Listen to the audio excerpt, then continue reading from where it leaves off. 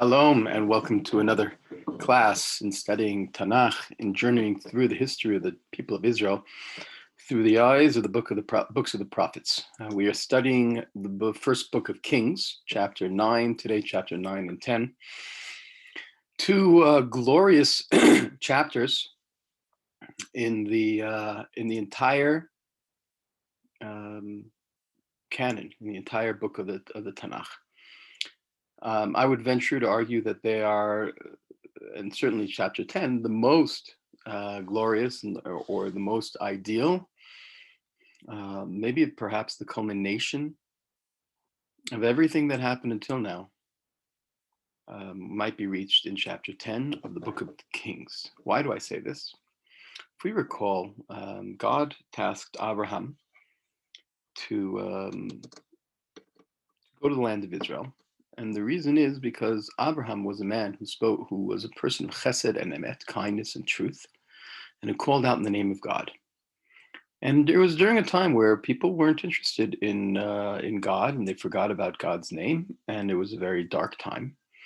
And when Abraham realized and started preaching that there is a God in the world, God revealed himself to him and told him to go to the land of Israel, because from there you will meet a lot of people, and then you will be able to spread your notion of monotheism to the world. So Abraham became the first shaliach, messenger of God. Abraham was an individual and just a family, so the promise was that you will be part of a great nation. That great nation will have the same mission.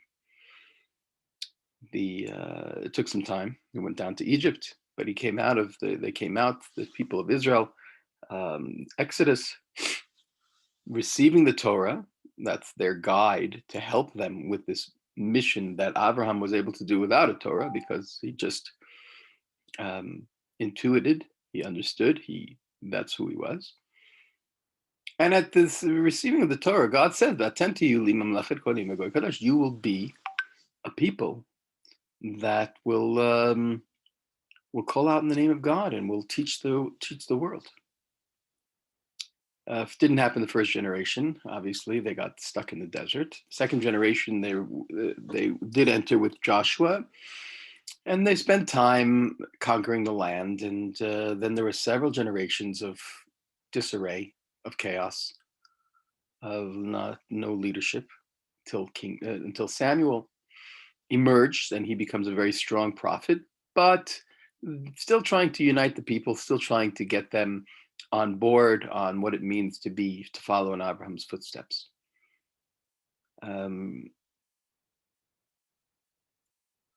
Samuel dies. Saul is anointed and unsuccessful. And then King David begins the process. King David unites the people, joins them in Yerushalayim, makes Ir David the city of David, and he also inserts an enormous amount of God consciousness in the nation. And that's Tehillim, and that's the way he is reflected. And despite some personal sins and challenges, he is considered one of the greats because he's manifesting Abraham on a national scale, but not enough. And then David has a son, and that son is Solomon. And Solomon builds the Beit HaMikdash. And the people are united, and the people are wealthy and comfortable, and they're seeking God more. And Solomon seems to be on the right track. And this is why I say that we might be reaching a pinnacle of the Tanakh, where everything is falling into place. And if Solomon builds the temple and makes an amazing speech that we spoke about in the last lecture, about that the temple will not just be a place for the Jewish people, that God will hear their voice, but also the non-Jews. People will come from all over. The mission of Abraham, the mission of Moses, the mission for the children of Israel is coming to fruition. So when Solomon heard he finishes building the house of the Lord, God appears to him. And he says to him, I heard your prayers, and I heard your pleas, and I heard your supplications. I made this house, the Beit HaMikdash, that you built, for my name. My eyes, my heart will be there. This is going to be the focal point, the fulcrum, the epicenter. Now, here is the warning, though. If you follow in my ways just like your father did, right, then we reinforce. And perhaps if Solomon's son did it, then we have 3 generations. And in another book in the Tanakh, it says when you have 3, it'll never be destroyed. If you follow with good heart and with honesty and uprightness all my commandments and my rules, then I will establish your throne forever, just like I did with your father. But if you turn away from me and you don't follow my commandments and you worship other gods, then I will sweep the land off, Israel off the land. You don't deserve Israel if you're, not following in the ways. And I'll reject the house that you made in my honor, in my name. And everyone will remember Israel as this idea that once was, but never became. But for this house, which should be exalted and praised and come to, it will be, people will be just embarrassed by it or hissed by it, and they won't recognize what it represents. And they'll say, why did this happen? And the answer will have to be told. It's because they forgot about God. And when you worship other idols, it's a slap in the face of God who's putting you there with the mission. At the end of 20 years, during Solomon constructed 2 buildings, the house of the Lord and his royal palace. So Hiram supplied Shlomo with all the tools and all the materials, and Solomon gave him 20 towns in the Galil, in the part of Israel, which some are critical of Solomon's actions. Even if Hiram did the most amazing thing, you can pay him in gold and silver, but why are you giving up lands in Eretz Yisrael and the land of Israel? But when Hiram inspected the towns, he wasn't even happy with them. And he said, what kind of towns have you given me? They're not so good. So he gave him gold instead. And here is the purpose of the forced labor which Solomon imposed in order to build the house of the Lord. And he builds these walls of Jerusalem to fortify in famous big cities, Chatzor, Megiddo, and Gezer. You should know, says the Tanakh, that Pharaoh, the king of Egypt, came up and conquered Gezer and then destroyed it by fire, killed the Canaanites who were there, and gave it to his daughters as dowry for Solomon's wife. In other words, Solomon receives it. If he marries the daughter of Egypt, he receives the land of Gezer, and so it's acquiring Israel. So you might make an argument that it's a marriage pro forma in order to make an alliance, in order to receive land in Israel. And that's exactly what he does. He builds up Gezer, builds up Beit Horon. Archaeologists today are able to go to these places and see something, a special type of casement wall, it's called, that they say is called the Solomon Wall. And that's how he built all these different lands. And all the towns and the chariots and the cavalry, everything Solomon set his heart on building Jerusalem. All the people that were left in Israel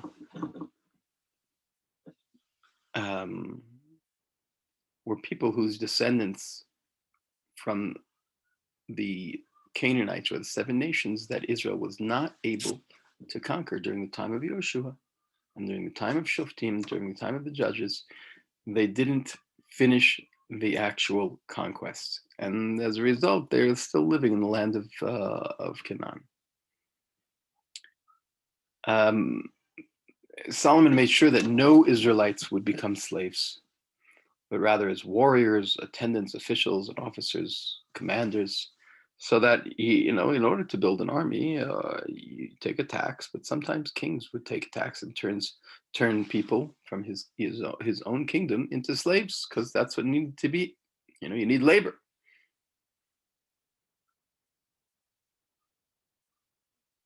And the Tanakh tells it is 550.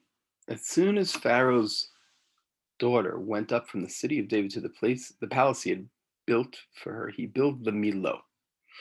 Milo also is a question in archaeologists trying to understand what it is. It's between the city of David and the Temple Mount. There's a lot of archaeology going on over there. But it's near the Temple Mount, and Solomon used to offer sacrifices 3 times a year on the altar he built for the Lord. All these are amazing. And not only that, but he made a fleet of ships in Etzion Gaber, all the way down south to a place called Elot, right, which is modern day Eilat, sounds like it.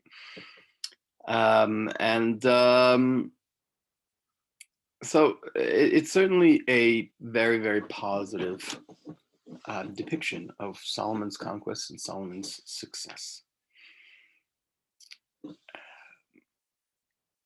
Then we arrive at chapter 10. And as I said, I believe that chapter 10 is the really the pinnacle of this whole experiment in terms of calling out God's name, or trying to teach the world about God's uniqueness. So the message is that you're supposed to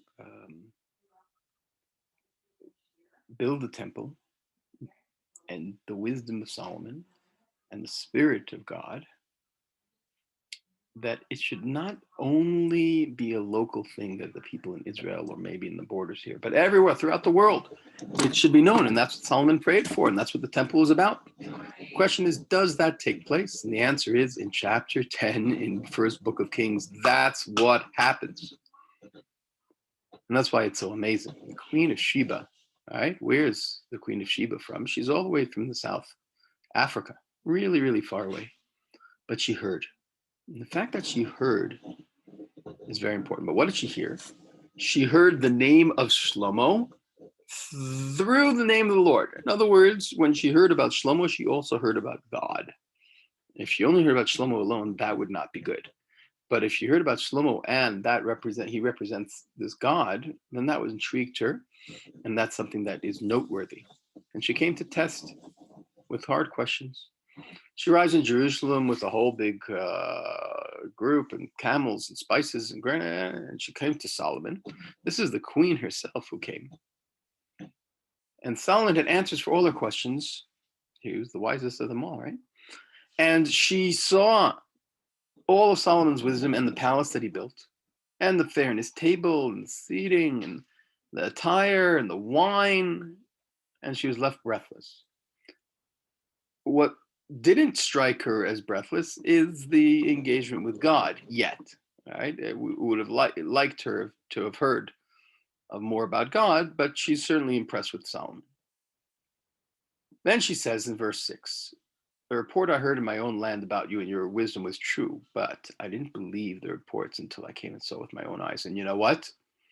They're even greater. They're even more amazing than I thought. How fortunate are your men?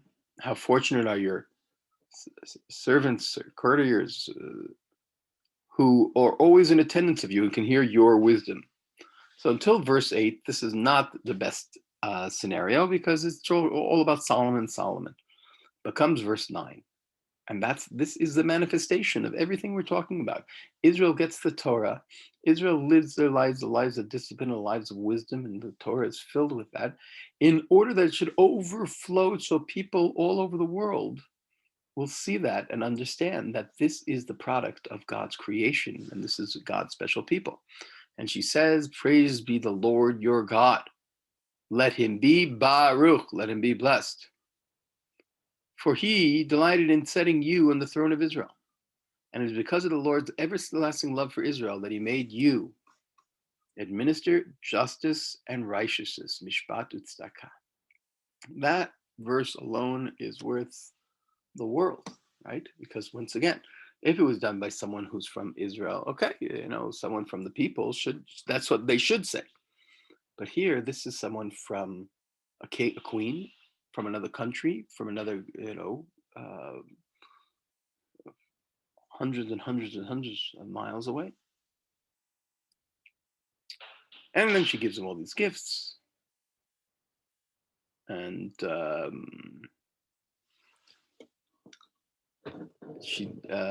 king also gives her gifts. And they have big, great parties.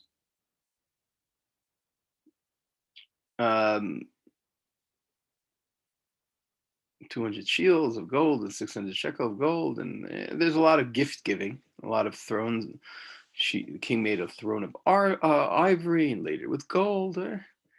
There's a lot of wealth, a bit too much in opulence. Right? You can't ignore the amazing verse 9, but verse 9 seems to be swallowed up with a lot of the discussion about gold and silver and everything that comes along with that. But verse 23 reinforces this idea that King Solomon really was greater than all the kings in wealth and wisdom. And then it says, and everyone would come to pay homage to Solomon and to listen to the wisdom with which God had endowed him. And they would bring more gold and silver and everything like that year after year.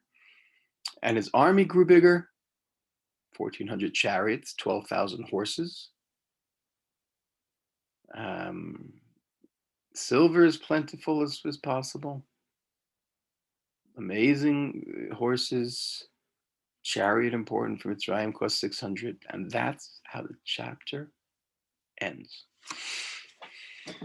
Is it perfect? It's not perfect. Would it have been more perfect if it was more of a Davidic type of a meeting where David speaks with God's name. David teaches about God in the world, and it's less about the money and about the wealth and about the gold and the silver and the chariots and the horsemen. That's true. And I have to say this because even while talking about one of the greatest chapters in the Tanakh, where the mission is becoming fulfilled, if the mission becomes fulfilled without the people, without a continuity, without his son doing it and his grandson doing it, and without all the people in the world finally realize, then the true mission is not realized, and it's a fleeting blip of a positive, but it's surrounded by a lot of gray. And when do we see that? We see that in the very first verse of the next chapter, which is, if chapter 10 is one of the greatest chapters of the Tanakh, chapter 11 is one of the worst.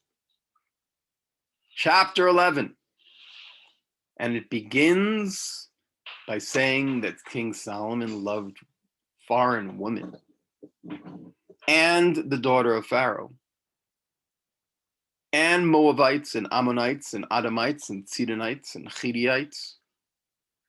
And those are the women, the Torah Tanakh says, from which the Torah said that you should not join, because they will turn your heart away to follow gods.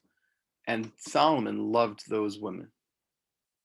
I'm sure that Solomon said to himself, listen, I'm very strong, I'm very committed, I'm very connected. And therefore, even if they are worshiping these other gods, I'm doing it for political reasons. I'm doing it, I can control myself. I'm not going to fall, I'm not going to sin. Whether he did or not, we'll read the line in a second, but it's almost immaterial. If he didn't sin, but he allowed the sin to take place, that's not doing honor to God. It's exactly the opposite. And this perhaps is a warning to a certain sense of hubris. Hubris is you think that you're so smart, you think that you're in control, you think that you can take care of it, and the Torah tells us, the Tanakh tells us, the Talmud tells us that you have to. you have to be careful at every stage, because um, people's desires are hard to keep in check. And that's why the king wasn't supposed to have too much money, and wasn't supposed to have too many horses, and wasn't supposed to have too many wives. And lo and behold, Solomon had all of those. 700 wives and 300 concubines, and his wives turned his heart away. And here comes verse 4, the most damning, or verse 4 and 5, the most damning is his wife, in his old age, his wives turned away Solomon's heart after other gods. And here there's a debate whether he actually worshipped idols or he just allowed that these other gods would be around, and that in itself is bad. His heart was not complete with God the way his father's heart was. And this is so sad. And Solomon went after the gods of the Phoenicians and the Milcom and the abomination of the Ammonites, and he did evil in the eyes of the Lord, and did not follow in the footsteps of King David. And then he built a shrine to Chemosh, the abomination of Moab, and one for Molech. And he did this for all his foreign wives who offered a sacrifice to their gods. Well, that angered God extremely. And he was so angry that he commanded him about the matter not to follow other gods. And Solomon rejected that. And God said to him, because you are guilty of this, and you did not abide by my law and my covenant, I will tear your kingdom from beneath you and give it to one of your servants. But you should know, says God, I will not do it during your lifetime and during your reign because of your father. So King David, who was so great, his goodness spilled over and the reward spilled over, that his son will not be affected like that. That's an interesting point.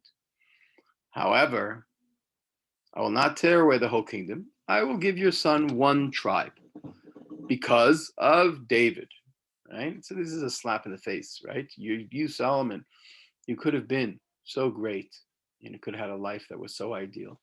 At the end of your life, you seem to have taken a path, and the only reason you're being allowed to live is because of your father. So the Lord raised up an adversary against Solomon, the Edomite Hadad, who was from the royal family of Edom. And when David was in Edom, Joab, the army commander, went to bury the slain, and he killed every male in Edom. So Hadad was not happy, right? But Hadad, who was supposed to be killed by every single male, escaped and headed for Egypt. And then he was a young boy, and now he has gotten older, and he wants to take revenge.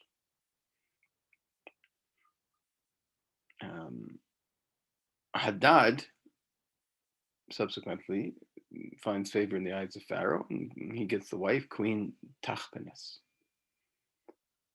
They bear a son, Gnuvat, and Gnuvat remained in Pharaoh's palace among the sons of Pharaoh.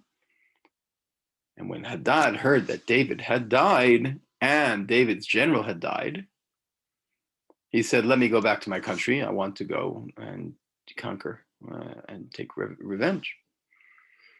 And Pharaoh said, what do you lack with me? Why would you go there? And he said, no, I want to go. Because emotions are stronger than your rationality. And he wanted to go and make up what he lost. And there was another adversary against Solomon, Ritzon, the son of Eliadah. And also because of David's actions, and David's no longer, so they want to come back. And he was an adversary of Solomon, all of Israel, all the days of Solomon, adding to the trouble caused by Hadad.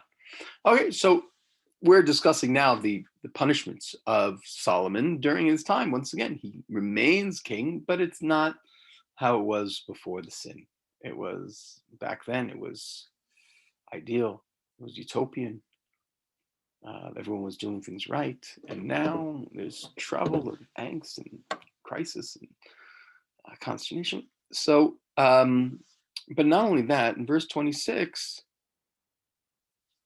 yeah, there's a man named Yeravam, the son of Nevat. He's from Ephraim. And he worked for, he was in, Solomon's service, but he decided to go against the king. How did he do it? Solomon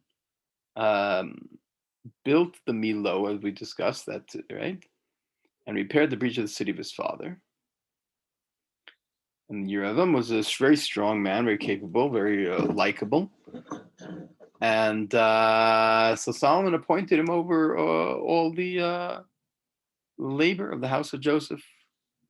During that time, Yeravam went out to Jerusalem, and the prophet Achiah met him on the way. And he put on a new robe when the two were alone in open country. And Achiah took out the hold of the new robe and tore it into 12 pieces. This is a prophet of God who takes this robe off of him and tears it into pieces. And he says to Yeravam, you take 10 pieces. For this is what God says, I'm going to tear the kingdom of Solomon, and I'm going to give you 10 of those tribes. One will be for him because of my David, my servant. For they have forsaken me, and they've worshipped the idols and Ashtarot and Chomosh and Milcom, and they stopped following the commandments. Now, I will not take the entire kingdom from him, but I will keep him as ruler as long as he lives for the sake of my servant David, and to keep my commandments. But I will take the kingship out of his hands and give it to you, the 10 tribes. And to his son, who's going to be Rechavam, that we'll learn about, I will give 1 tribe. So there will be a lamp for my servant David, that it shouldn't be extinguished completely. But I've chosen you, reign wherever you wish, and you shall be king over Israel. And if you heed my commandments, and if you follow in my ways, and if you do what's right, then basically you will supersede King Solomon and that whole line. God was ready to change. It was supposed to be the Judah line. Was working well with David and well with Solomon to a point, and now it's going to go in a different direction. So God sends a message to Yeravam. I'm offering you the opportunity here to become the new dynasty. Now, what does it sound like? What's crazy is it sounds like Solomon is King Saul and Yeravam is King David. And just like David usurped the power of Saul because God told him to, it sounds like Yeravam is doing the same. And what does Solomon do? Just like Saul, verse 40, he sought to kill Yeravam. And what did Yeravam do? He fled to Shishak, the king of Egypt, and he stayed in Mitzrayim most of the time. Remember, David also fled to the Philistines. So the Tanakh took and then verse 41 and 42 and 43, the end of Solomon's life. Other stories are written in books of Solomon. He was ruled for 40 years. He slept with his fathers in the city of David, and his son Rechavam ruled, succeeded him as king. So, as I said, it's a bit of a roller coaster. I started the lecture with this great promise, and Solomon seems to be going in the right direction, and it's very exciting, and it's just not enough spirit. Just not enough spirit.